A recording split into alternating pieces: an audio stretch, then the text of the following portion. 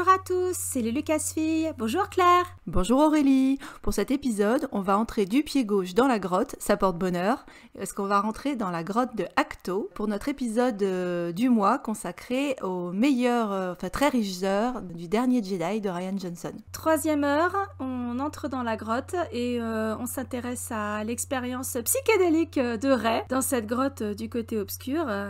Sans doute le passage le plus énigmatique de ce film, autrement riche en symbolisme et en sens caché, et voilà. Donc c'est un gros morceau pour aujourd'hui, pour le parcours d'héroïne de Rey. Et ça va nous permettre aussi de faire le lien avec ce qu'on sait pour l'instant de la novélisation de l'épisode 9. On va être obligé de reparler de l'épisode 9, et pas en bien, malheureusement, encore une fois, parce que on aimerait bien, hein. On est vraiment, hein, on a les meilleures intentions du monde, hein, mais l'enfer est pavé de bonnes intentions et ça mène tout droit à l'ascension de Skywalker. Et à son service après-vente désastreux, y compris ce que l'on sait pour l'instant de la novélisation. On l'a pas encore lu, on a juste vu filtrer des trucs, dont une histoire de clone. Donc ça va nous permettre aussi de recaser la vidéo des 10 théories qu'on voulait plus entendre l'année dernière, dont notamment Rey est une point de suspension. Du coup, on est obligé de les ressortir, on est obligé de revoir des choses qu'on n'avait pas forcément envie de voir. Du coup, il nous reste que les yeux pour pleurer, ça tombe bien. Ça nous ramène à Thérèse de Lisieux, justement, et encore une fois à la grotte. Bon, on va pas... Si, on y voit la Sainte Vierge d'une certaine manière, donc ça va être bien. On va pouvoir discuter des visions de la grotte. C'est vrai que c'est une des scènes les plus intrigantes, les plus compliquées à décrypter. Bon, nous, on va proposer des lectures. C'est vrai qu'il y a probablement d'autres lectures à avoir, hein, c'est possible, du moment que c'est fait intelligemment, j'ai envie de dire. Donc c'est pour ça qu'il y a peut-être quelques lectures sur lesquelles on va peut-être pas on va pas avoir de problème à tirer dessus et à vous dire que c'est de la daube. Donc, oui, on va pas retenir nos cartouches, hein, on va y aller, on va se faire plaisir parce que... Bon, bref, c'est invraisemblable, mais tu as raison de souligner qu'il y a plein de lectures possibles de cette scène. Je pense que c'était vraiment voulu par Rian Johnson, que lui-même n'a pas forcément anticipé à un niveau conscient les différents niveaux de lecture de cette scène. C'est ce qui fait qu'elle est si troublante, parce que c'est quasiment uniquement du visual storytelling. Elle met mal à l'aise aussi quelque part. L'héroïne est mal à l'aise, elle est désorientée, et le spectateur est désorienté, et c'est voulu. Déjà, notre édition, on peut dire que c'est un rappel de deux choses finalement, parce qu'il y a le rappel à l'Empire contre-attaque avec la scène de l'arbre de Dagobah qui ressemble à une grotte, un peu au prou. Donc il y a ce rappel-là qui a été très clairement mentionné par Rian Johnson. Complètement voulu, hein, oui, bien sûr. On va pouvoir rentrer après dans le détail, mais c'est vrai que c'était évident. Et puis tu parlais au début d'expériences psychédéliques, et si vous avez regardé l'épisode qu'on a fait sur Ahch-To, ça peut renvoyer également au Réveil de la Force. On a déjà une première expérience psychédélique pour Rey, qui abuse des stupéfiants, visiblement, puisque un par épisode. Je pense qu'elle a dû passer tout l'épisode 9 sous coke. Ah, je sais pas, ou alors elle a l'alcool méchant, mais il y a un truc, quoi, ça va pas. Le réveil va être dur. Ah là là, la gueule de bois. Je pense qu'elle est clairement shootée à la fin du 9, donc je pense qu'effectivement... Elle a enchaîné direct sur la bonne maître de Obi-Wan. C'est ça. Et là, pour le coup, on lui jettera pas la pierre, hein, parce que... Oui, effectivement, il y a... La notion de miroir, c'est toujours important dans un récit, en particulier un récit initiatique. C'est vrai que dans nos conversations, on avait évoqué, par exemple, les expériences de miroir dans l'Histoire sans fin. Oui, c'est vrai, on l'a déjà mentionné.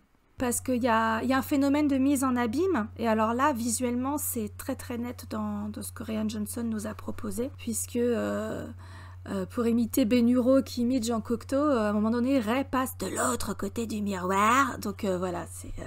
Mais justement, tu vois, le fait que tu mentionnes l'Histoire sans fin, je trouve ça intéressant parce que d'une certaine manière, je trouve que l'Histoire sans fin, c'est un peu une anomalie dans la longue histoire des miroirs en littérature et en fiction, parce que la plupart du temps, les miroirs sont plutôt associés à des parcours d'héroïnes ou à des histoires avec des filles, pour une bonne raison. Un miroir, c'est bien pour les filles. Et c'est vrai que finalement, des hommes dans les miroirs... L'autre exception à laquelle je pense, c'est Dorian Gray. C'est un tableau, mais c'est un miroir également, c'est être le miroir de son âme. Mais finalement, des hommes avec des miroirs, t'en as pas tellement. Bah t'as Harry Potter dans le premier. Ouais, c'est vrai. Le miroir du désir. qui finalement, il veut la même chose que Ray, il veut voir ses parents, et en tout cas ce qu'il désire, ce sont ses parents qui se manifestent dans le miroir. Donc là, elle est un peu en mode Harry Potter, Ray aussi finalement. C'est une orpheline perdue en quête d'identité, jetée dans un monde nouveau qui la dépasse, dans le monde magique. Littéralement, hein, pour Harry aussi, qui cherche des réponses sur son passé. Peut-être avant de parler du miroir, parce qu'on va en parler beaucoup hein, donc, dans cet épisode, puisque le miroir est au centre de la grotte, mais on peut peut-être remettre en situation la scène, et puis dire le début, parce qu'il y a des choses intéressantes qui se passent aussi tout au début. Donc, bon, vous savez qu'avec nous, ça part toujours un peu dans tous les sens, mais on va essayer de se réorganiser. Déjà, c'est au cœur, hein, on se faisait la réflexion avec Aurélie, c'est vraiment, bon, si vous avez regardé l'épisode précédent sur l'effet Rashomon, donc vous saviez que c'était également, on nous avait dit que ça s'articulait autour des flashbacks, enfin des 3 flashbacks de la scène du Temple Jedi, mais ce qu'il y a vraiment au centre du film, c'est finalement cette scène de la grotte, qui se trouve à 1h13, je crois, à peu près, je sais pas, à la seconde près. Tiens, le coronavirus a frappé. Non, ça va. Pour l'instant, non. Donc on est à 1h13 du film, et vous savez que c'est un petit peu une de nos scènes fétiches, hein, puisqu'on a Thor Kylo qui est présent dans la scène. Ah, t'es contente comme ça, je vais pouvoir le caser. Toujours contente, moi. Mais en même temps, même quand je veux pas le caser, il s'impose de lui-même. Exactement. En fait, il se casse tout seul, mais il prend tellement de place, faut dire, notre frigo Adam Driver, là, que... Alors, je sais pas, ouais. Notre armoire magique à nous. Notre armoire à glace. On revient dans le miroir, tu vois, comme ça, on arrive à raccrocher les wagons. Et donc, du coup, il y a cette scène que normalement vous voyez très bien, où il lui dit bah faut que tu te débarrasses de ton passé. Elle est un petit peu interpellée, et là elle a un réflexe, c'est d'aller vers cette zone du côté obscur dont elle avait conscience pendant la première leçon avec Luke, et de retourner aux sources, d'aller voir dans le fond du trou. Alors, ce qui n'est pas clair dans le film, parce que malheureusement, ils ont supprimé la 3e leçon dans le village des Lanais, mais qui est très explicite à la fois dans la novélisation adulte et la novélisation junior, c'est qu'une fois qu'elle a recadré Luke dans le village des Lanais, ouais, tu me fais marcher, pendant ce temps-là, nos potes, ils sont en train de mourir, etc. Elle a décidé de quitter l'île. Elle dit à Chewie, on se casse, prépare le faucon. Donc, elle était en route pour le faucon au moment où le 3e Force Bond, où Kylo est torse nu, intervient. C'est pour ça qu'elle lui dit, je ferais bien ça à un autre moment, si tu veux, j'ai pas envie de faire ça maintenant, parce que bah... J'ai des valises à faire.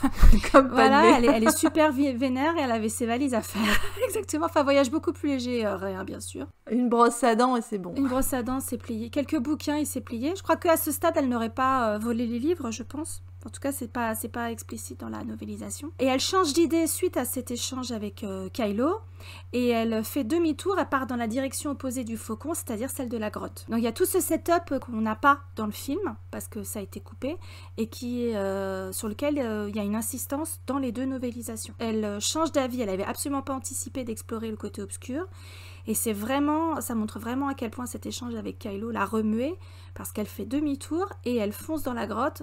Et dans la novélisation adulte, t'as même un passage où elle se dit en gros fuck Luke, je vais aller explorer tout ce que t'as pas voulu m'enseigner. De toute façon, toi t'es une cause perdue. Je vais aller dans la grotte que j'ai vue la première fois que j'ai connecté avec l'île. Ouais, mais de toute façon, c'est un peu ça, hein, c'est comme ça qu'il faut le prendre, hein, la scène. C'est, bon, écoute, foutu pour foutu, je vais aller me faire ma propre idée.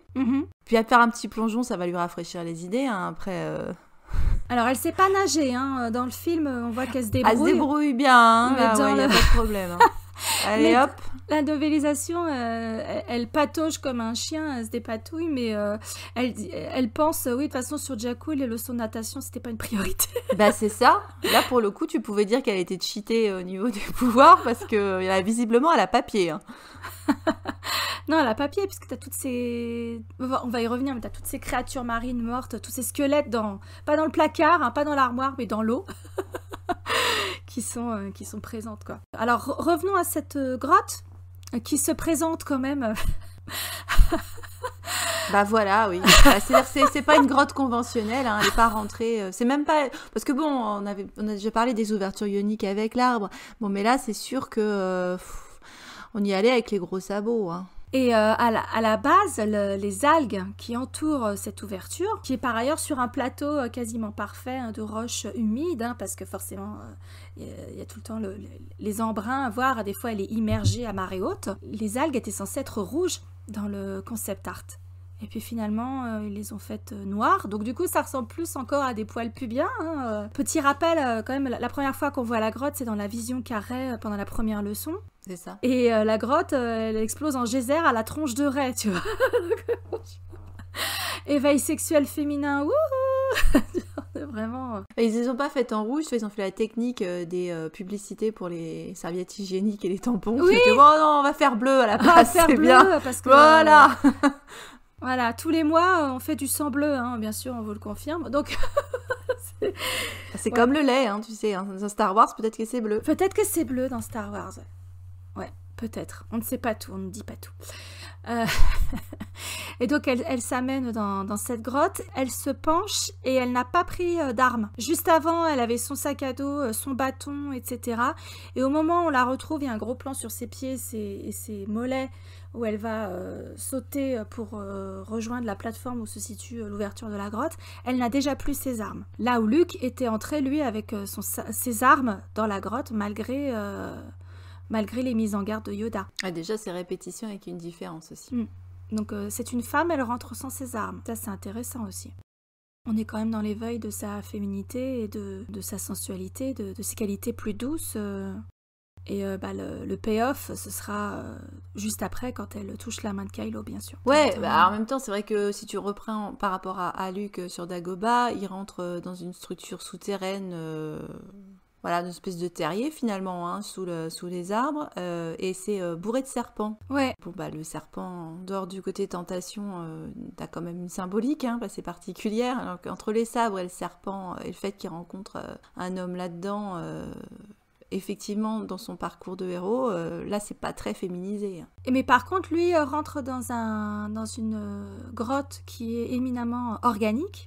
Tout est organique. T'as presque l'impression que tu peux en sentir l'odeur de la mousse. De la mousse et de la terre en décomposition. De l'humus, ouais, ça sent le champignon là-dedans. Voilà, c'est ça. T'as les serpents qui se confondent avec les racines et les lianes, etc. Donc c'est très phallique et en même temps c'est très très organique. C'est plein de vie. Ray, son expérience se fait, à l'exception des algues, se fait dans un monde minéral et même de mort, puisque les seuls animaux qu'on voit, ce sont en fait des squelettes au fond de la grotte. Au fond de l'eau. Puits, au fond du... Ouais, c'est ça, dans le trou d'eau. Et donc, quand elle se penche au-dessus, moi, ça m'avait frappé quand je l'avais vue, ça m'avait tout de suite fait penser au tableau de Caravage de Narcisse. C'est vraiment la même posture qui se penche. Alors, si vous vous souvenez de Narcisse, alors, c'est un homme, vous me direz que c'est pas une femme, mais c'est quand même le fait d'être attiré, de se voir dans l'eau, d'être entraîné à sa mort par le reflet du miroir. C'est même curieux que ça ait été choisi pour un homme. Après, Narcisse, il est souvent présenté comme un éphèbe.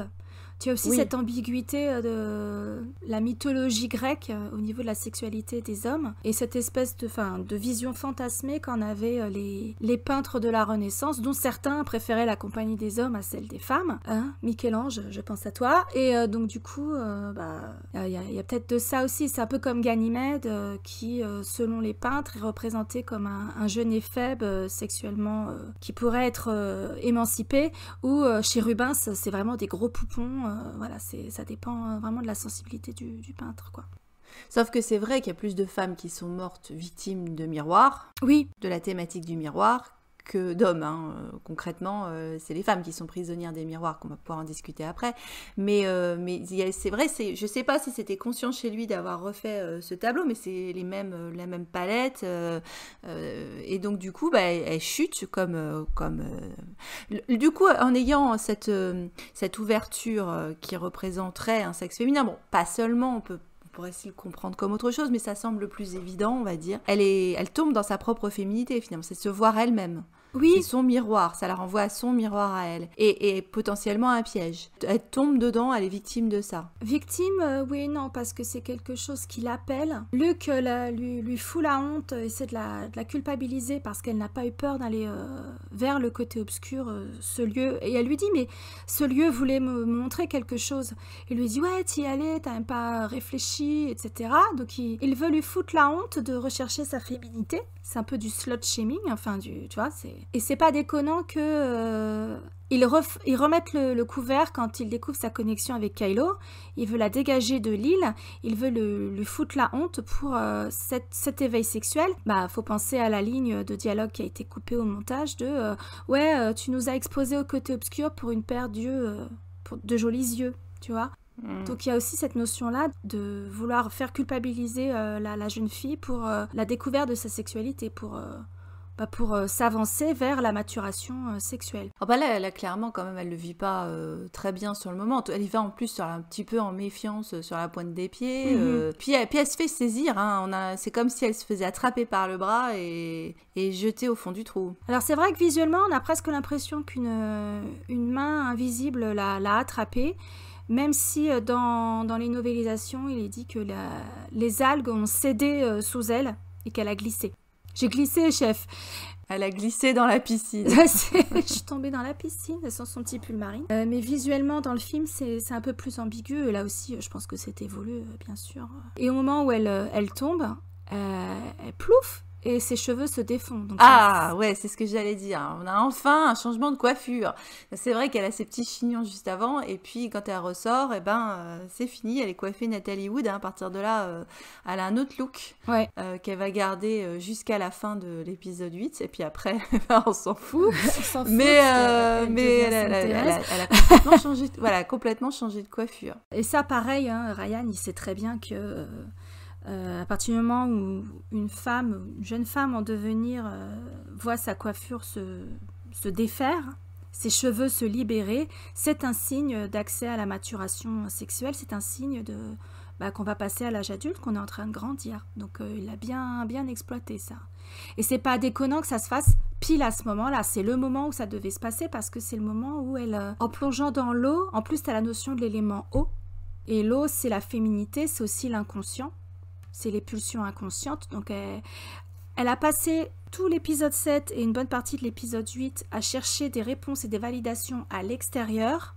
Et là, elle vient de comprendre, grâce à Kylo, et au fait que Luke, il n'a pas été à la hauteur, que les réponses, elles sont à l'intérieur d'elle et non pas à l'extérieur. Mais du coup, ça peut refaire un parallèle avec la première leçon de Luke, où justement, il lui dit, quand elle lui dit reach out, je sais plus comment c'est traduit en français, mais... Ouais, je sais plus, je sais même pas comment c'est traduit, parce que justement, il y a cette incompréhension où il lui dit de tendre... comment c'est traduit, je ne sais pas. Je sais plus. Mais du coup, elle fait la bêtise de tendre le bras en pensant que il suffit de tendre le bras pour arriver à accéder à la force. Elle est très premier degré. Voilà, donc il y a le petit gag où il lui fait comprendre que non, il faut qu'elle aille rechercher au fond d'elle. Donc finalement, ça c'est pareil, cette scène-là. C'est-à-dire que c'est d'aller chercher, comme tu l'as dit avec la psyché, l'inconscient, d'aller chercher au fond d'elle. Et c'est quelque chose qu'elle est très récalcitrante à faire parce que typiquement Rey, elle enfouit tout, ça on l'avait déjà évoqué à plusieurs reprises. Elle s'est montée un bobard sur ses parents, etc. Quoique maintenant avec l'épisode 9 c'est plus si clair. Elle enfouit toutes ses émotions et l'introspection c'est pas trop son truc. Donc vraiment, t'as quand même la sensation que aller dans la grotte et finalement chercher les réponses en elle et non pas à l'extérieur, c'est un dernier recours. C'est parce qu'elle est acculée qu'elle le fait. C'est aussi, quand tu dis l'inconscient, justement, ça peut être, on pourrait aussi considérer que c'est une métaphore d'un phénomène d'hypnose pour aller chercher les réponses au fond d'elle, c'est ce qui se passe dans la scène. Et ça me fait penser à d'autres films où on voit ça d'une espèce de plongeur. C'est pas forcément fait dans l'eau, ça pourrait être comme l'hypnose dans Get Out où on se retrouve finalement dans un univers parallèle. Ou alors, je pensais à un film qui était pas très très réussi avec Jennifer Lopez où ils ont un système de combinaison, là, je sais... Ouais, où il y a comme ça une espèce de plongée dans l'autre univers. Des fois, il passe même dans l'eau, d'ailleurs, justement. C'est cette idée d'aller se reconnecter à des souvenirs enfouis.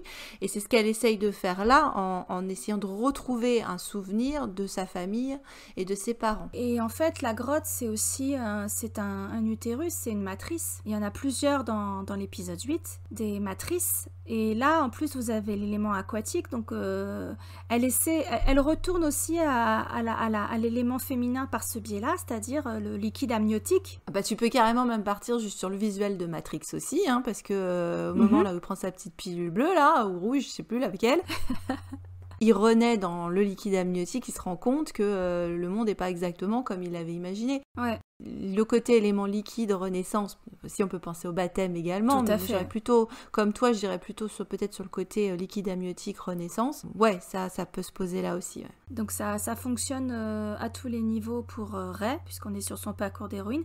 C'est aussi la culmination de sa descente vers la déesse qu'elle a entrepris depuis qu'elle est arrivée sur l'île. Elle a été appelée par l'arbre, tu vois, donc il y a plein de choses qui se sont passées pour elle sur l'île, qui l'ont amenée à ce moment où elle est prête, même si elle est récalcitrante, elle est prête, en tout cas elle doit faire face à son inconscient, et son inconscient c'est aussi sa féminité.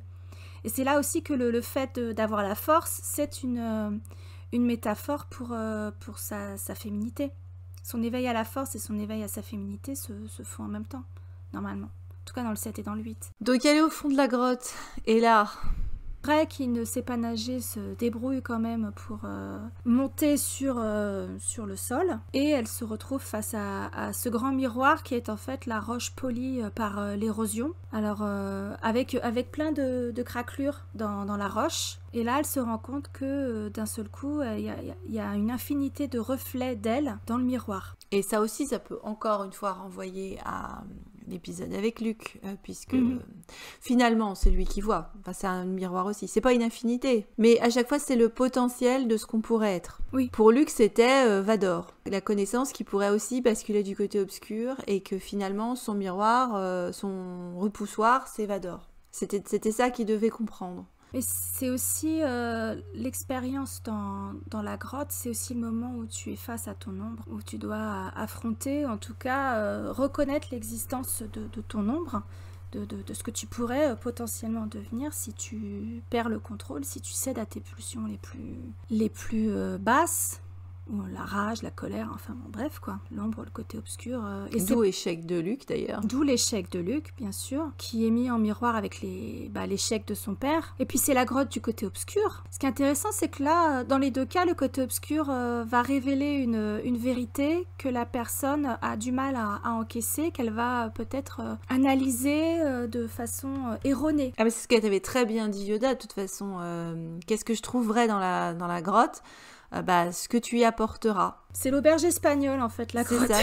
C'est ton bagage, il n'y a rien d'autre que ce que tu y mets, donc c'est pour ça que c'est pas la peine d'arriver avec des armes, des machins. De toute façon, tout est dans la tête et tout est en toi. Ça va juste révéler une part de toi, donc ce qu'on disait avant avec l'inconscient et la psyché en fait. Et donc, alors dans la novélisation adulte, il y a une insistance qui est faite sur la matière du miroir et le fait que tous les reflets de Rey, au départ, elle se l'explique en se disant c'est les craquelures dans le miroir qui font qu'il y a autant de reflets de moi. Et après, elle comprend que c'est pas possible, d'où son expérience avec différents gestes qui sont en léger décalé d'une raie à l'autre dans la file. Et c'est là qu'elle se rend compte qu'elle a basculé dans le miroir. Elle n'est plus dans la grotte physiquement elle y est toujours, mais dans l'esprit elle est dans le miroir et tout est inversé. Si vous revoyez la scène, Daisy Ridley a une toute petite cicatrice sur la pommette droite. Et là, elle est sur la pommette gauche. C'est-à-dire que vraiment, tout est inversé en effet miroir. Elle est à l'intérieur.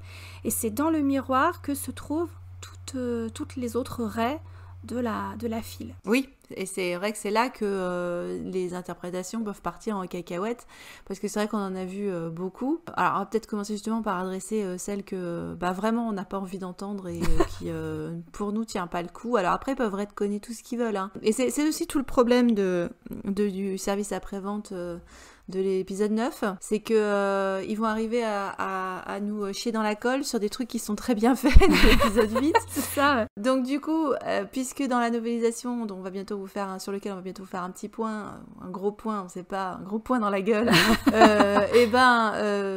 Snoke est un clone, enfin non pas Snoke, bah si lui aussi. Aussi, ouais. Palpatine, tout le monde est un clone. Tu veux être un clone, tu es un clone.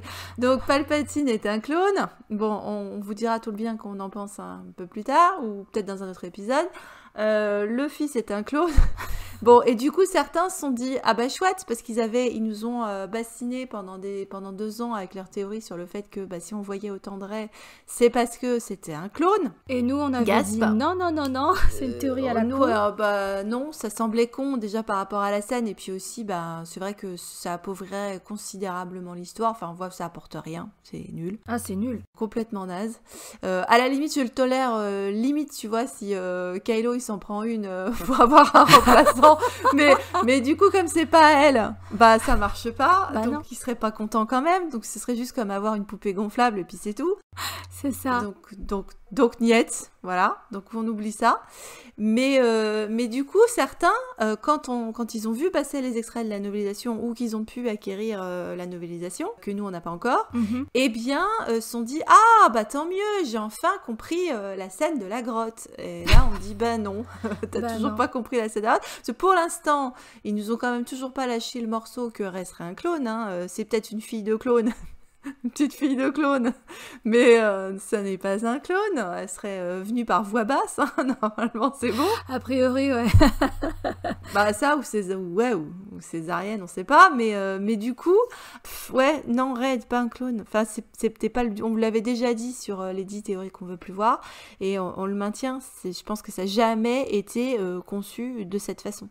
C'est évident que Rian Johnson, il est parti sur une vision beaucoup plus métaphysique, beaucoup plus philosophique de cette expérience que Rey a dans la grotte.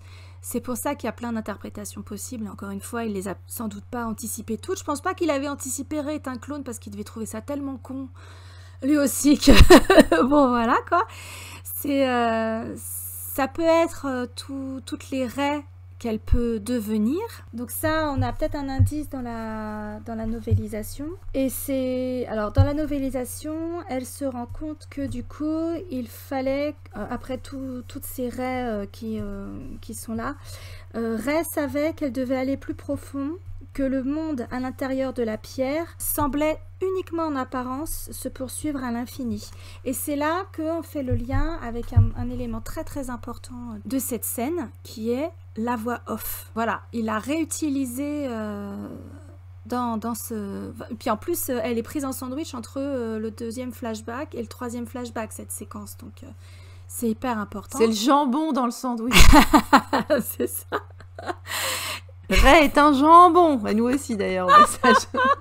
On est tous des jambons. On est tous passés pour des clowns, des jambons, c'est ça, c'est sûr. Donc cette voix off, elle dit j'aurais dû me sentir effrayée ou paniquée, mais en fait non. Je savais que ça pouvait pas durer indéfiniment, que ça me conduirait quelque part à l'endroit où je verrais ce que j'étais venue chercher. Alors quand on entend la voix off, effectivement, la première chose qu'on peut se demander, c'est d'accord, monologue intérieur. Monologue intérieur, ou est-ce qu'elle raconte ça à Luke parce qu'encore une fois, nous on sait pas qu'elle s'est fritée avec lui vu que la 3e leçon a sauté. Monologue intérieur, c'est très, très désorientant. De toute façon, on est désorienté comme l'héroïne pendant toute cette séquence. C'est ce qui la rend aussi malaisante, aussi inconfortable à regarder. Au-delà du fait qu'en plus c'est sombre, c'est un endroit qui est franchement glauque, voilà quoi. T'as une musique un peu flippante aussi. Ouais, t'as des effets sonores qui sont quand même, qui sont calibrés pour accompagner la scène quoi. Et donc là, elle se rapproche du miroir. Dans la novélisation, elle explique, elle pense que, en fait, il faut qu'elle intègre toutes les Rey qui sont devant elle pour aller chercher ce dont elle a besoin. Donc, à chaque fois qu'elle s'avance vers le miroir, elle absorbe un de ses avatars qui est devant elle. J'avais pas fait gaffe la première fois que j'avais lu le roman, et c'est en reparcourant cette scène-là pour préparer le podcast, ça m'a vraiment frappée. Elle a vraiment compris ça, qu'elle doit intégrer toutes celles qui sont devant elle pour arriver au miroir. Et c'est là qu'elle va toucher le miroir et demander à voir ses parents. Alors c'est vrai que visuellement, je sais pas si on va être capable de retrouver l'image parce que je l'avais cherché moi quand j'avais écrit là-dessus, mais je l'avais jamais trouvé. Mais il y avait dans le livre de Campbell justement, il y avait une image de Bodhisattva, je crois, avec une infinité comme ça. Donc je pense que c'est peut-être plus effectivement de ce côté-là. Tu dis, ça peut être soit les potentiels, tout à fait, ou alors ça peut être aussi, on aurait pu partir là-dessus sur de la réincarnation. Oui. Sur peut-être que en fait elle a eu d'autres avatars avant, enfin qu'elle a existé sous une forme ou une autre. On vous avait parlé de la théorie Anidala à l'envers. Ouais. On pouvait très bien rejouer ça, c'était possible. Et comme en plus c'est une dyade dans la force, on pourrait considérer qu'il y a régulièrement des dyades dans la force qui se manifestent différemment, mais c'est toujours la même, c'est toujours la même force de dyade, on va dire, enfin la même union sacrée. Ouais, mais avec, exactement, mais qui trouve différents corps ou différentes incarnations, mais c'est toujours le même yin-yang de base. Et que du coup, c'est comme si elle prenait conscience de ça, qu'elle était un maillon de la chaîne de la force, puisque ce sont des instruments de la force. Même, je crois que le terme, il est utilisé à un moment dans la novélisation à propos de Ben. Elle prend conscience de ça à la fin. Oui, c'est pourquoi elle l'épargne dans la salle du trône. Exactement, que lui aussi, il est un instrument de la force et qu'il faut laisser la force faire ce qu'elle a à faire. Et elle aurait pu aussi prendre conscience de ça, qu'elle était juste, encore une fois, un nouveau maillon dans l'espèce d'histoire sans fin, on revient à ça, de la force. Elle fait le lien avec son expérience pendant la première leçon avec Luke, c'est-à-dire qu'au départ, il lui avait dit « reach out », donc c'est là qu'elle a d'abord tendu la main en avant, puis ensuite... elle allait de l'intérieur vers l'extérieur et c'est là qu'elle a ses sensations de l'île, etc. La force, l'équilibre. Et après, il lui dit « Et en toi, qu'est-ce qu'il y a ?» Elle lui dit « En moi, il y a la même force. » Et ça, elle l'évoque aussi à ce moment-là dans la novélisation. Donc elle fait bien et elle comprend qu'elle est un maillon de la chaîne à ce moment-là, qu'il n'y a pas de distinction aussi nette entre son moi, son être et tous les autres êtres autour d'elle. C'est en termes de bouddhisme, on appellerait ça l'interdépendance. Ouais, non, surtout c'est beaucoup plus intéressant d'aller explorer, on va dire, ces possibles interprétations que de rester sur juste la fabrique à la chaîne dans l'attaque des clones. C'est surtout si tu pars du principe que c'est un récit initiatique auquel les adolescents doivent pouvoir s'identifier à un niveau fondamental, inconscient. Ils vont pas s'identifier à « Ah, je suis un clone de mes parents ». Au contraire, ils sont en quête d'identité, ils sont en quête de savoir qui ils sont vraiment, quel adulte ils vont devenir. C'est le moment où ils doivent se dissocier des parents. Et c'est bien manifesté aussi dans le fait que dans le miroir, elle va pas trouver ses parents. Elle part du principe que du coup, ça veut dire qu'elle est toute seule, mais c'est pas ça la vraie conclusion. C'est que ses parents, elle a eu des parents, mais ils ne comptent plus. C'est elle qui détermine son destin, c'est à elle de choisir qui elle est. Ouais, pour le coup, il y avait justement le lien avec l'épisode 7, puisque ça reprenait visuellement la phrase de Maskenata sur ce que tu cherches. C'est pas, on sait bien qu'on vous le remet régulièrement, mais c'est vrai qu'il y avait cette cohérence narrative. C'est l'arc de Rey. C'est son arc narratif. C'est pour ça qu'on allait vers le 9. Ce que tu cherches n'est pas derrière, mais devant. C'est ça. Et je pense que c'est typiquement la ligne de dialogue qui a poussé Ryan à faire de Rey une Rey personne et à approfondir son lien avec Kylo et à faire en sorte que Kylo l'aide à explorer son passé. C'est lui finalement qui la met au challenge d'explorer son passé, qui la secoue suffisamment pour qu'elle aille dans la grotte. Et plus tard, qui va lui révéler cette vérité sur ses parents. Il l'accompagne dans ce deuil qu'elle doit faire de son passé pour devenir qui elle doit devenir. Donc tuer le passé, pas tout à fait, mais en faire son deuil. Elle, en tout cas, elle avait ce travail à faire dans son parcours vers l'âge adulte. Avant de repartir sur l'analyse des miroirs, on parlait des sons avant, et quand elle est là à faire son petit claquement de doigts, je suis hyper jalouse, j'ai jamais su faire un claquement de doigts, je n'y arrive pas, je ne peux pas le faire. Je ne sais pas le faire, en plus ça me dégoûte de faire ça, je n'y arrive pas. Moi, comme les gens qui se craquent les doigts, c'est un truc, je n'ai jamais su faire ça. Bon. Et donc ils font ça. D'ailleurs, c'était amusant parce que ça fait partie des choses qui se font en convention, c'est qu'il y a des happenings où il y a des nanas qui s'habillent comme Rey et qui se mettent en ligne comme ça et qui refont la scène. C'est assez chouette à voir. Bon, moi je l'ai pas vu quand j'étais à Chicago. Je sais pas si ça a été fait pendant les 4 jours, mais si, je sais qu'il y a plusieurs endroits où c'est fait. Voilà. Elles ont tagué Ryan Johnson, ça a été fait et il en pouvait plus quoi. Ah non, c'est chouette quand ils font ça. Et alors, je sais que techniquement, ils avaient utilisé un système de caméra. Enfin, ils étaient allés chercher une caméra spéciale pour pouvoir. Il y avait plusieurs caméras qui avaient été installées pour pouvoir faire le système de relais, on va dire de prise de relais de l'image. Enfin, cette espèce de. Donc, il y a aussi tout un travail technique derrière. Au niveau du son, il y a un phénomène d'écho qui se passe. C'est intéressant aussi par rapport à un des premiers propos qu'on a tenus sur le visuel Narcisse Caravage là. Parce que dans l'histoire de Narcisse, il y a la question de l'écho. Echo. Et oui, parce que Echo, c'est la nymphe qui poursuit de son amour non réciproque Narcisse, et Narcisse ne la voit pas. Forcément, c'est un son, mais il l'entend pas non plus, enfin, il s'en fout, et donc il s'intéresse qu'à lui, et donc il meurt connement dans le fond de son trou d'eau, pendant qu'Echo est condamné à rester seul avec son chagrin. Et c'est intéressant, aussi bien par rapport à ce qui se passe dans la grotte, que finalement par rapport à ce qui se passe dans l'épisode 9 aujourd'hui, mais dans l'épisode 8, dans cette scène, il y a un écho qui se passe à chaque fois.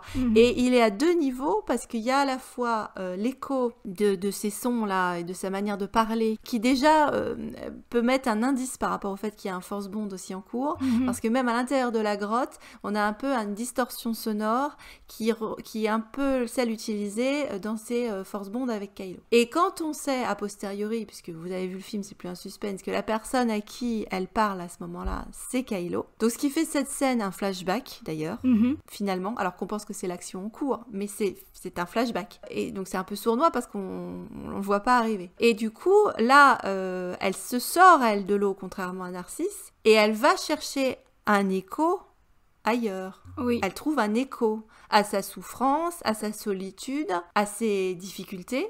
Elle trouve quelqu'un qui n'est pas elle. Elle se sort de la malédiction de Narcisse. Et en plus, c'est intéressant parce que le troisième Force Bond, donc c'est lui qui raconte son flashback, donc c'est le deuxième flashback Rashomon, où il y a une distorsion sonore dans la distorsion sonore du Force Bond. Et là, finalement, c'est pareil. Le quatrième Force Bond inclut lui aussi un flashback. Sauf que visuellement, ils sont amenés de façon pas du tout identique, parce qu'ils servent pas du tout le même propos. Et donc, c'est ce qui fait que nous, on découvre que c'est un flashback, mais a posteriori. Là où c'était annoncé avec tambour et trompette, quand Kylo commence à raconter son histoire dans le troisième Force Bond. C'est là qu'on se dit que Ryan Johnson, il est trop fort. Il y a tellement de choses. Encore une fois, on n'a jamais fini, hein, on trouve toujours. Non. Ah ouais, il y a un soin qui est apporté aux choses. Hein. Il se passe vraiment plein de trucs. C'est très intéressant. Même là, finalement, quand elle arrive face au miroir, bon là, ça y est, on est au miroir. Le fait, on en a déjà parlé dans Le Monde entre les mondes, mais qu'il y ait les 2 ombres qui arrivent, qui sont visiblement un homme et une femme. Donc elle est là, ah ça y est, je vais voir mes parents, et puis fusion.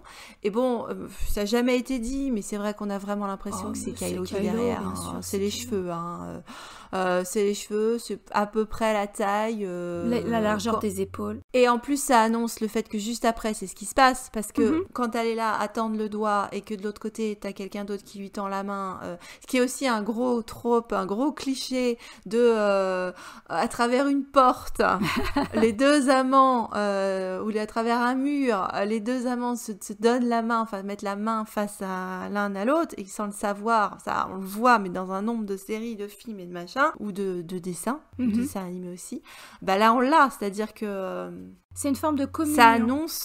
Ça annonce la scène d'après où ils se touchent vraiment peau à peau. Alors après, si vous voulez, on pourrait aussi dire que ça va au-delà de l'épisode 9, ou peut-être on pourra trouver ça plus tard sur quelqu'un qui aura envie de repartir et qui peut carrément l'utiliser, sur le fait qu'à travers le temps et l'espace, ils communiquent. Les 2 ombres qui vont fusionner, il y en a une qui est quand même beaucoup plus grande que l'autre. Donc moi, je pense que déjà à ce niveau-là, c'est Kylo et elle. Ah oui, je pense pas que ce soit ses parents. Hein. Non, moi je pense que c'est Kylo et elle. Non, c'était l'idée de la dyade. Les 2 qui font un, oui. Les 2 qui ne font qu'un. Et ensuite, dans le miroir, elle voit son ombre, parce qu'elle explore son ombre, elle explore vraiment le côté obscur, sa part d'ombre, sa féminité, etc. C'est normal à ce niveau dans cette étape de son évolution, de son parcours. Et son ombre, c'est Kylo, bien sûr. Non, mais parce qu'en plus, parce que tout n'est pas pourri dans le royaume de l'univers étendu et des LF, mais on va sûrement sortir l'épisode spécial Ascension de Kylo Ren avant cet épisode. Oui. Donc, mais c'est pour ceux qui ne l'auraient pas vu, du coup, on refait un point là-dessus. Du coup, dans l'épisode, dans le quatrième volume, puisque ça a été sérialisé de cette bande dessinée, on a bien confirmation de ce qu'on a toujours pressenti, que ça s'est pas fait, ça n'est pas Snoke, ça n'est pas Palpatine qui ont créé ce lien de dyade. Il a toujours existé, en fait, du moment où Rey elle est née, ils ont été... Alors, ça veut dire que Kylo, il a été incomplet sur les premières années de sa vie, c'est peut-être pour ça qu'il était déjà pas bien. Oui. Et donc, finalement, elle le sentait déjà à travers la Force, puisqu'au moment où il bascule, elle en a conscience, on la voit à côté d'Uncarplot, d'un coup, ressent la souffrance de sa moitié, en fait. Ouais. Elle ressent un grand froid alors qu'ils sont en plein désert avec Uncarplot. Ce qui veut dire que ça explique aussi qu'ils aient passé toute leur vie en DEP, parce que en fait ils ont sans arrêt ressenti ce que ressentait l'autre. Sans le savoir. Et c'est pour ça que lui il connecte tout de suite là-dessus quand il la rencontre finalement, c'est que sans le savoir ils vont consolider leur lien de dyade, puisqu'elle s'éveille à la force, donc elle peut enfin vraiment être à égalité avec lui. Et ça aurait suffi à expliquer qu'elle était à égalité dans la force avec lui. Ils n'avaient pas besoin d'en faire la petite fille de, ça suffisait largement. Ou de lui faire sortir des éclairs de ses doigts ou de son cul, c'était pas la peine. C'était vraiment pas la peine, quoi. Ouais, mais vous aurez certainement l'épisode sur la bande dessinée avant celui-ci, puisque au jour où on enregistre, nous, le 4e volume, il est sorti hier. Donc on l'a découvert comme vous. Mais du coup, c'est vrai que c'était pas surprenant. Bah non. Mais c'est bien qu'il l'ait enfin validé. Oui. Le terme de dyade, moi j'étais quand même contente qu'il y ait ça qui soit mis en place dans... Ah, on a trouvé dans un point positif. Il y en a. Bravo. Qu'il y a un terme tu es trop pour fort. ça. Deux qui ne font qu'un dans la force. C'est ce que les Relos tu à dire depuis l'épisode 7, quoi. Donc, deux en un. Et ça, on le voit visuellement dans la scène de la grotte, du miroir. À chaque fois qu'ils sont en harmonie, t'as le thème de la force qui revient, soit tout en douceur, soit avec tambour et trompette quand il découpe Snoke en morceaux. Donc clairement, l'union de ces deux êtres, l'harmonie entre ces deux êtres, c'est ce que veut la force, quoi. Donc, et c'est aussi pour ça que Rey elle a besoin de pas faire table rase du passé comme lui le propose, mais d'accepter son passé et d'avancer, parce que ils ont vraiment besoin d'être tous les deux et de faire abstraction du reste, quoi, à un moment donné. Sauf qu'encore une fois, le fait que ce soit une ombre, en dehors des termes jungiens qu'on a pu évoquer, en dehors de ça, et du fait que ça reste mystérieux ce qui se passe dans la grotte. Le fait qu'on voit pas le visage en face, je trouve ça très bien. J'ai toujours dit que c'était mieux comme ça. Parce que si on avait vu Kylo, ça aurait, comme on est dans une expérience côté obscur, ça veut dire qu'encore une fois ça les plaçait en némésis ou en ennemi, donc c'est pas bien pour ce qui se passe après, parce que voilà, c'est le fait que normalement c'est censé te confronter à tes peurs. Oui. Bon, donc du coup c'est vrai que la peur de Rey c'est d'être seule. Ah bah oui. Donc si on avait mis Kylo en face, ça veut dire qu'elle avait peur de lui, ce qui n'est pas le cas puisqu'on le voit juste après. Si elle l'avait vu dans le miroir, je pense qu'elle n'aurait pas recherché son réconfort, elle aurait sa justement présence. eu peur. Elle aurait Exactement. eu peur. Alors que dans la novélisation, il est très clair que dès qu'elle rentre dans sa cahute et qu'elle est complètement retournée, elle l'appelle dans la force. Elle sent que la connexion peut s'établir et elle l'appelle à elle. Ouais, elle est partie dans la grotte pour chercher ce dont elle avait besoin. Elle n'a pas trouvé la grotte ce dont elle avait besoin, mais d'une certaine manière, oui, parce qu'elle a compris que ce dont elle avait besoin, c'était Kylo, enfin Ben. La seule personne dans l'univers qui peut la comprendre, puisque Luke Skywalker ne la comprend pas et même la rejette. Et finalement, le seul qui comprend son pouvoir, son isolement, ses doutes, ses peurs, c'est lui. Et elle va le rechercher, du coup, c'est elle qui va le chercher à travers la force, là, dans le Force Bond. C'est très clair dans la novélisation. Ah oui, c'est sans ambiguïté dans la novélisation. Elle se sent soulagée quand elle le voit. Quand elle le voit, elle a envie de le toucher. Et c'est là qu'elle a envie de le toucher, exactement. C'est là qu'elle a envie de le toucher. Et donc, cette envie, elle est tellement forte qu'elle l'entraîne. Alors, comme on a avant la notion des miroirs, qui sont des fois des moyens de passage, des traversées du miroir, que ce soit chez Alice... dans Alice au Pays des Merveilles, la deuxième partie qui est Alice à travers le miroir, ou quand on avait parlé des trous d'eau, là, mais Même la garde-robe là, de Narnia, effectivement, il y a du miroir aussi. Donc c'est des lieux, ça peut être des lieux de passage. Et même la porte de Stargate, c'est un miroir quelque part. C'est de l'eau. Ouais. Et c'est de l'eau, en plus. En plus, c'est de l'eau. C'est vrai, il y avait celui-là aussi, tu vois, qu'on pouvait donner comme référence tout à l'heure, quand on a parlé de tomber dans l'eau pour passer dans un autre univers. Et donc, du coup, là, elle a finalement le miroir de ce qu'elle recherche. Elle le matérialise. Dans la grotte, c'est un miroir faux, un miroir aux alouettes, c'est un miroir trompeur. Et elle se crée son propre miroir valide sur sa hutte, dans sa hutte d'Acto, puisqu'ils sont présentés en miroir l'un face à l'autre. Oui, en plus. Avec les larmes, presque en miroir également, tous les deux. À rejouer la scène du miroir, en plus en tonalité chaude, par rapport à la scène de la grotte qui est en tonalité froide. Et il y a ce moment formidable où la main sort et tu comprends que finalement il est rentré dans son cadre, dans son miroir. Et c'est devenu un lieu de passage. Donc c'est un lieu de réflexion, va dans le sens réfléchir, comme faisait Cocteau avec son jeu de mots d'ailleurs. Les miroirs sont là pour réfléchir. Et donc du coup, elle l'attire vers elle. Elle l'attire dans son espace et non pas à l'inverse. Il atterrit dans la cahute. Elle atterrit pas dans le vaisseau du premier ordre. Qui est un lieu également froid, avec des tonalités froides. Alors qu'elle s'est fait son petit feu, elle a sa petite couverture. Elle a fait du chocolat chaud. Avec des chamallows. On va faire griller les chamallows. Alors que dehors, la météo, le temps se déchaîne. À l'intérieur, c'est vraiment un refuge. C'est leur bulle à eux, dans tous les sens du terme. Moi, ce qui me frappe dans la scène du miroir, c'est que Ray l'analyse comme un échec, alors que ça n'en est pas un. C'est juste que c'est pas ce qu'elle voulait voir, c'est pas ce qu'elle s'attendait à voir, et donc elle le vit super mal. Mais finalement, quelque part, le miroir ne lui a pas menti, je pense. De même que la grotte avait pas menti à Luke. Oui, c'est ce que j'allais dire, parce que dans le même temps où Yoda dit qu'il faut se méfier parce que c'est toujours des mensonges du côté obscur, j'ai envie de dire, non. Enfin, ils sont gonflés les Jedi, enfin c'est l'hôpital qui se fout de la charité. C'est eux qui passent leur temps. Finalement, les seuls menteurs qu'on a dans la trilogie originelle, c'est les Jedi. Et Palpatine. Mais les Jedi, mais les gentils d'une manière générale, très souvent mentent, pensant que c'est mieux pour la personne, etc. Ah, je sais d'où tu sors ça, toi. On voit que t'es sous influence chinoise. Alors, pas du tout. Détrompe-toi, puisque je l'avais déjà évoqué dans ma série de vidéos d'il y a plus d'1 an maintenant. Finn n'a pas arrêté de mentir à Rey. Ah oui, c'est le... Luke lui a menti. Le seul qui lui dit la vérité dans toute la trilogie, c'est Kylo. Quand il dit qu'il lui a jamais menti dans l'épisode 9, c'est vrai. Il ne lui a jamais menti. Et le miroir du côté obscur ne lui a pas menti. C'est juste qu'elle n'avait pas encore les billes à ce moment-là pour accepter ce que le miroir lui disait et l'interpréter comme autre chose qu'un échec. Elle le vit comme un échec parce que c'est pas ce qu'elle voulait entendre.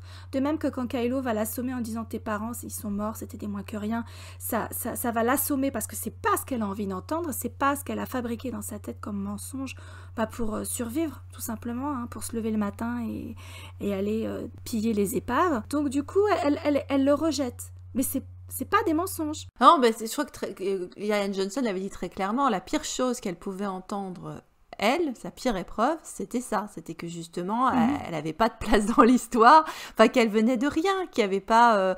c'est la petite fille ou n'importe quel enfant qui se raconte des contes de fées sur mes parents, en fait, c'est pas mes parents, j'ai été... Enfin, c'est un classique, hein, j'ai été enlevée, il y a eu échange à la maternité, comme dans la vie est un long fleuve tranquille, et normalement, mes parents, c'est un roi et une reine, et puis ils vont venir me rechercher un jour, et puis tout ira bien. Le mythe de la princesse perdue, c'est quand même un gros classique dans les contes de fées.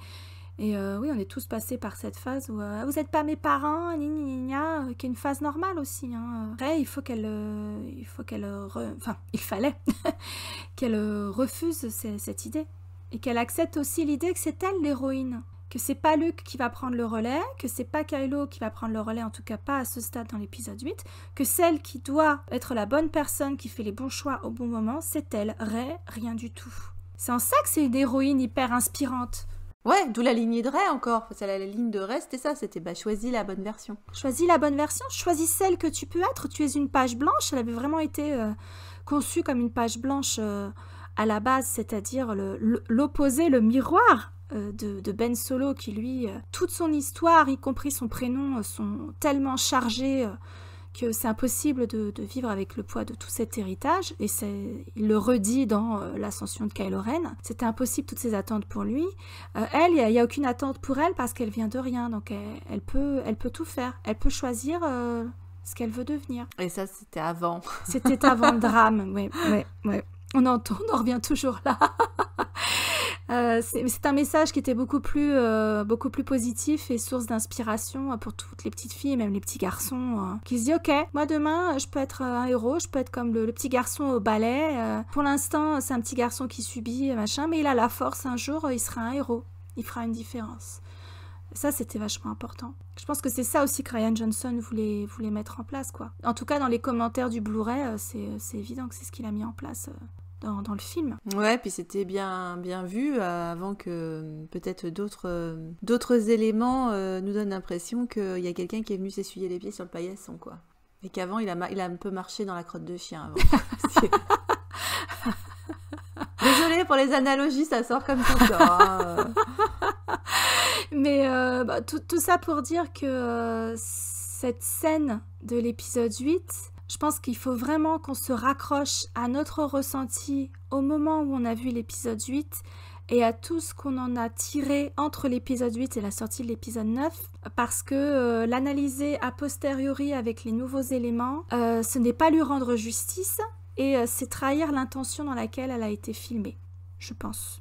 Et le propos narratif, le propos thématique qui était très très important, même par rapport au public cible, les enfants, qui sont censés s'identifier à ce moment de passage, ce rite de passage à l'âge adulte qui est très particulier, quoi. Donc je pense que c'est ça qu'il faut garder à l'esprit si on veut vraiment apprécier cette scène, faire abstraction de l'épisode 9.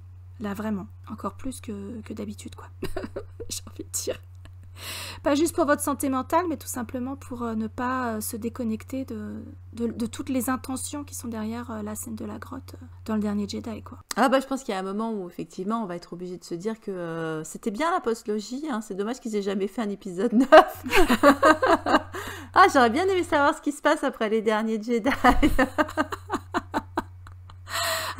C'est là que la fanfic et tous ces merveilleux auteurs de fanfic prennent le relais avec tellement de talent. Et l'imagination des uns et des autres, vous pouvez vous faire votre fanfic dans votre tête aussi. Le self-insert que vous voulez, la fin que vous imaginiez, c'est la beauté de la chose aussi. Bon, cela étant dit, on en plaisante, mais tu me faisais remarquer, Aurélie, hier, qu'on avait des auditeurs qui nous demandaient une analyse de l'ascension de Skywalker. Alors c'est vrai que nous, on a tendance à un petit peu faire le petit poussé avec, on sème, ou plutôt comme le chien qui fait son caca sur le trottoir, je reviens là-dessus, on sème des trucs au fur et à mesure, là on essaye de récupérer des morceaux de l'ascension de Skywalker, on en parsème comme on peut. C'est difficile, hein, on se pose cette question, on va forcément le faire à un moment ou à un autre, mais en fait, thématiquement, c'est compliqué à creuser comme film, enfin, on va trouver des angles, mais c'est juste que c'est juste le bazar, en fait. Et donc, pour vous faire une jolie analyse, faut se lever le matin, et puis il faut bien prendre son Xanax, hein, parce que c'est compliqué. Non, mais pas juste parce que c'est déprimant, etc. C'est-à-dire qu'il y a tellement de choses qui tiennent pas la route sur le plan narratif et puis les choses assez nauséabondes que ça peut soulever que c'est vrai qu'on n'arrive pas encore à vraiment à appréhender ce film. D'autant que le service après-vente n'arrête pas de nous en mettre des couches. Donc moi, en fait, je n'arrive pas à dissocier le film de tout ce qu'il y a autour. Déjà, le film en lui-même, il avait été dur à encaisser, mais alors tout ce qui a suivi en termes de communication, ça rend l'expérience encore plus pénible et j'arrive pas encore à faire le tri. Je pense qu'on a besoin de temps. Encore. C'est ça, parce qu'ils nous amènent des explications tous les jours, alors c'est compliqué aussi, parce que finalement ils l'ont pas fait pour le dernier Jedi, et puis les explications, vous voyez, on les trouve très bien, nous, il n'y a pas de souci, mais je veux dire, le film se suffit à lui-même, donc après, il est intéressant à aller analyser. Le problème de l'ascension de Skywalker, c'est qu'effectivement, Ils se sentent obligés eux-mêmes de trouver des justifications pour ci et pour ça, ce qui sous-entend bien qu'il y a un problème dans le produit fini. Oui, mais ça va à l'encontre de la démarche de Ryan Johnson en plus, parce que je t'avais dit que les bonus du Blu-ray de Looper avaient été très éclairants pour moi, parce qu'il avait fait une masterclass à Paris, etc. Il était revenu sur sa démarche en tant qu'auteur, comment il aborde un script, comment il aborde les arcs des personnages, etc. Et donc lui, typiquement, veut solliciter l'imagination des spectateurs. Il veut que les spectateurs utilisent leur intelligence pour combler les trous, s'il y en a, pour extrapoler, pour se créer leur propre visuel sur certaines choses. Et je pense que c'est pour ça que dans l'épisode 8, on ne voit pas ce que Rey et Kylo voient quand ils se touchent la main. C'est laissé à notre interprétation, c'est à nous de le visualiser, et c'est très bien comme ça. Et donc, c'est très éclairant, sa démarche telle qu'il explique pour Looper, par rapport même à son travail sur l'épisode 8. Ça vient vraiment compléter ce très beau documentaire, le réalisateur et le Jedi, qui est dans les bonus. Voilà, il a appliqué exactement la même approche, c'est ce qui fait que les arcs des personnages fonctionnent. C'est-à-dire que c'était vraiment centré sur les arcs des personnages, et non pas sur l'intrigue. Dans l'épisode 9, tu as l'impression que l'intrigue est censée induire l'arc des personnages, mais ça ne fonctionne pas. C'est la différence d'une histoire qui est plot-driven et character-driven. Et y en a une qui fonctionne et l'autre qui fonctionne beaucoup moins. T'as lâché le gros mot aussi, c'est-à-dire que Ryan Johnson s'appuie sur l'intelligence, il part du principe que ses spectateurs sont intelligents. On sait très bien que J.J. Abrams ne considère pas que ses spectateurs sont intelligents, puisque plusieurs fois, je me souviens très bien d'une interview de Chris Pine. Ah oui, pour Star qui Trek. Jouait dans Star Trek, exactement, qui faisait Capitaine Kirk dans Star Trek, et qui expliquait dans une scène que il devait arriver en courant et puis balancer un dialogue qu'il comprenait pas. Et il lui dit il dit, je comprends pas ce que je raconte là, je suis sans dire. Il dit, non, mais c'est pas grave, si tu viens en courant, que tu le dis très vite et que tu le dis très fort, les gens ils vont comprendre, ils vont croire qu'il y a un truc important qui se passe et on s'en fiche qu'on comprenne ou pas. Ils vont juste être là, accrochés sur le bord de leur siège parce que oh là là, si on le dit très vite et aussi fort, c'est que ça doit être vachement important. Alors que, voilà, ils pourraient juste dire, les gars, je sais pas, c'est l'heure de sortir la poubelle, tu vois, je sais pas. C'est l'heure de sortir la poubelle, sors la poubelle! C'est ça. Oh mon dieu, il faut sortir la poubelle sinon. Et dans le même temps, t'as Ryan Johnson qui est là en train d'expliquer que quand il travaille avec ses acteurs, quand un acteur il arrive et qui dit ouais, je comprends pas du tout ce que je fais dans cette scène, et à ce moment-là il réécrit un peu les dialogues ou il retravaille avec l'acteur, parce qu'il dit si l'acteur lui il le sent pas, les spectateurs ils le sentiront pas non plus. Il faut qu'ils soient convaincus de ce qu'ils font. Deux démarches radicalement opposées. Radicalement opposées, ouais. Donc t'es côté sombre, côté obscur. Ah, c'est le manichéisme Star Wars. De façon extra-diégétique. On va dire. Ah voilà, oui, c'est choisis ton champion. On a J.J. Abrams contre Ryan Johnson. Alors c'est très bien que ça a été le sport de tirer sur Ryan Johnson, qui faisait le jambon également dans le sandwich. J'avais dit le foie gras, moi, une fois. Oui. Je vais revenir sur le foie gras plutôt. Ou alors si c'est du jambon, c'est du pata negra. Mais du coup, ouais, on se retrouve dans cette situation aberrante, je sais bien qu'on tourne en rond à dire ça, que c'est deux visions complètement différentes. Comme la file de Rey dans la grotte, on vous laisse choisir quelle vision vous voulez, quelle Star Wars vous voulez. Et puis on va peut-être vous laisser méditer là-dessus. Qu'est-ce que t'en penses, Claire ? Bah ouais, t'as qu'à les laisser sur un claquement de doigts parce que je suis pas capable de le faire. Ok.